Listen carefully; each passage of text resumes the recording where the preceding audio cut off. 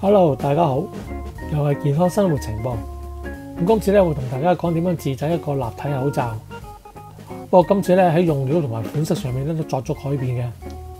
同之前一樣，咁我哋要清潔好張台啦、雙手啦，同埋整間工作上面會用到嘅物品。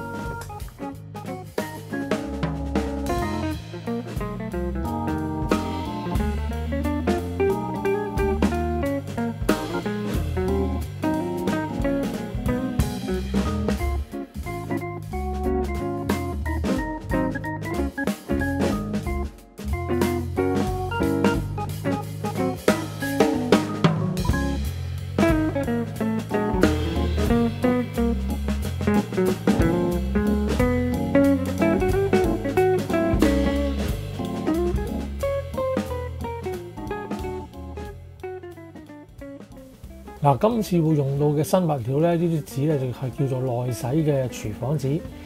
咁佢嘅特性咧就係佢比一般嘅紙堅韌啦，咁同呢個布就差唔多嘅。咁佢喺度就話，如果污糟咗咧，其實可以係洗幾次都未爛嘅。咁喺某程度上咧，同布嘅質感咧亦都係差唔多，但係咧佢就冇布嘅難控制嗰個特性喎。咁就變咗製作起上嚟就會方便好多。咁所以就今次選咗用佢咯。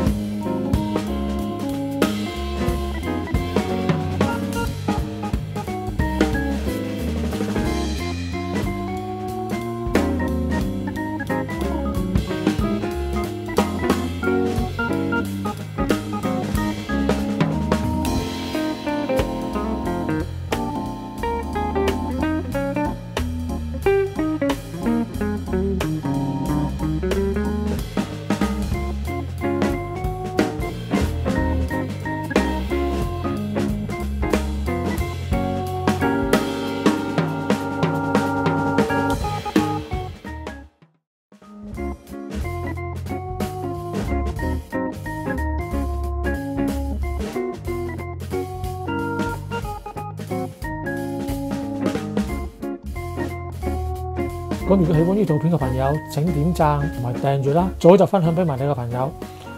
咁今次嘅節目就到呢度，我哋下次再傾過啦，拜拜。